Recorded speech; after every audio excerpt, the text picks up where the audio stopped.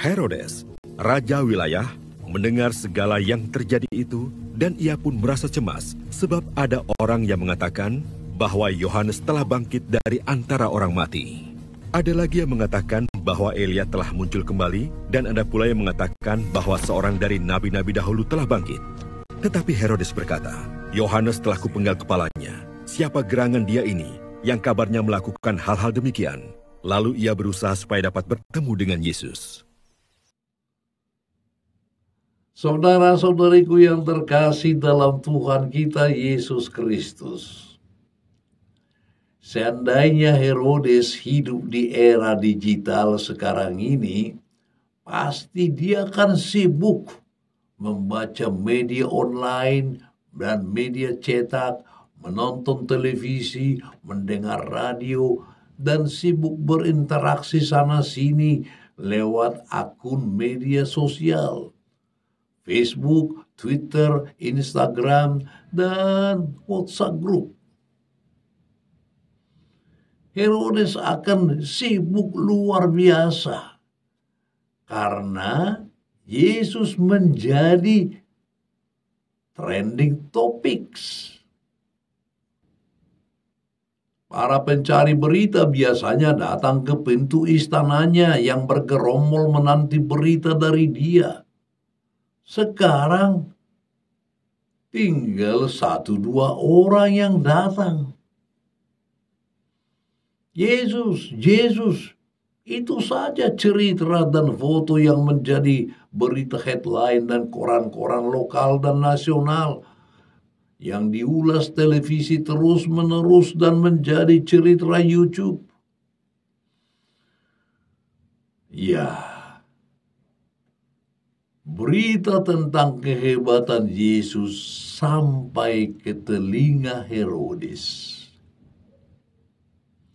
Namun setiap kali Herodes mendengarkannya, dia selalu merasa cemas. Kecemasan itu membuatnya bertanya-tanya kepada banyak orang. Siapa sih Yesus itu? Ada yang mengatakan bahwa Yesus itu adalah Yohanes Pembaptis yang telah dia bunuh dan bangkit kembali. Ada juga yang mengatakan Yesus itu adalah Elia yang muncul kembali atau salah seorang nabi yang telah bangkit.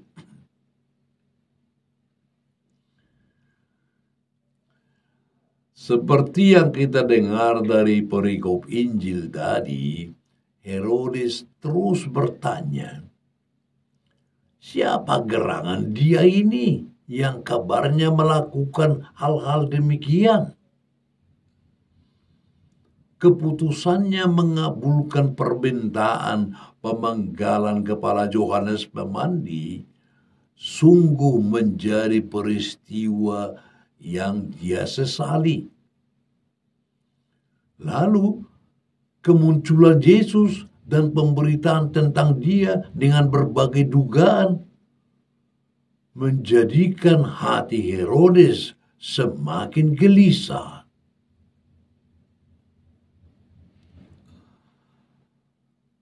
Saudara-saudariku, kecemasan Herodes itu bersumber dari kesombongan Herodes sendiri.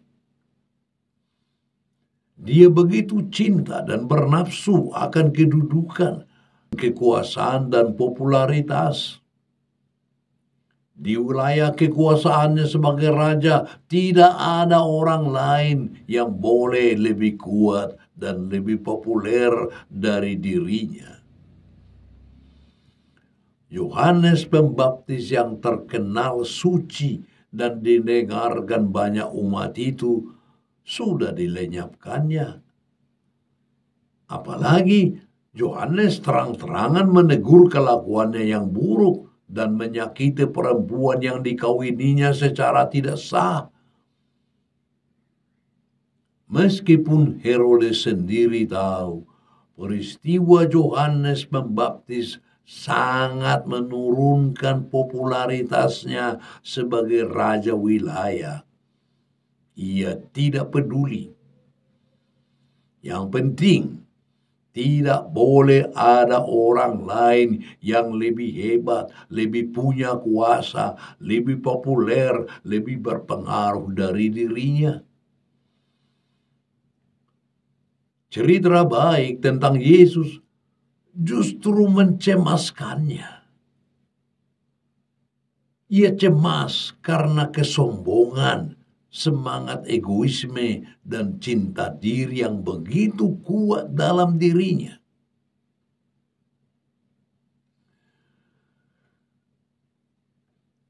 Memang saudara-saudari, dikatakan bahwa Herodes berusaha supaya dapat bertemu dengan Yesus.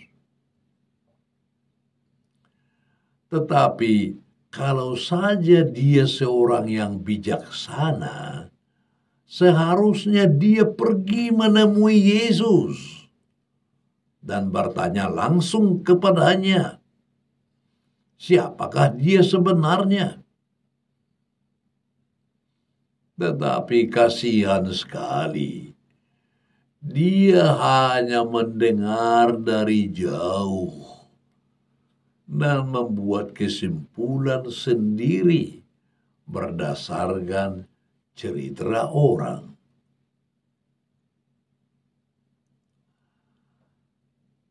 Saudara-saudariku yang dikasihi Tuhan, bagaimana dengan kita? Kecemasan Herodes terkadang juga menjadi kegelisahan kita juga. Menjadi milik kita juga. Ketika kita mendengar cerita, menemukan di media, atau bahkan menyaksikan secara langsung kesuksesan dan kehebatan orang lain, muncullah rasa iri tersembunyi dan rasa pandang enteng terselubung dalam hati kita, serta berkata dalam hati, "Oh, masih saya lebih pintar, lebih kaya, lebih populer, lebih cantik dari dia."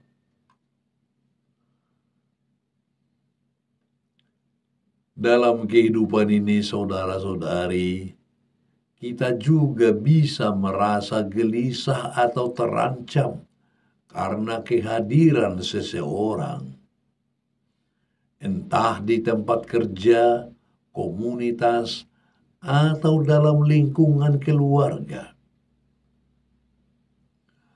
Satu hal yang bisa dipetik dari Injil hari ini ialah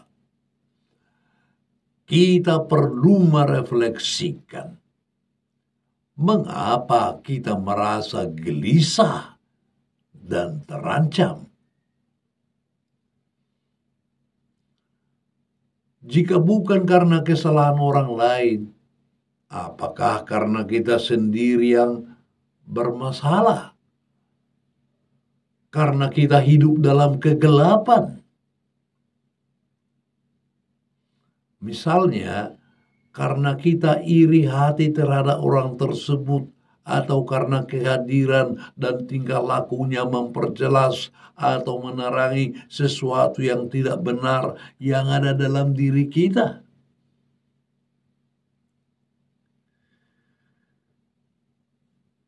Pada akhirnya, saudara-saudari, mari kita mencari dan menemukan Yesus.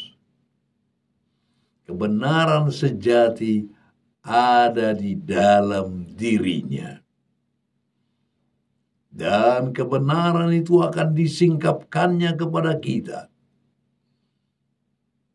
Pengalaman perjumpaan personal dengan sang kebenaran itu akan mengubah banyak dalam hidup kita. Kalau kita bersama Yesus, Dia akan menyatakan kebenarannya sepanjang kehidupan kita. Dia hanya meminta agar kita melihatnya dalam kerendahan hati.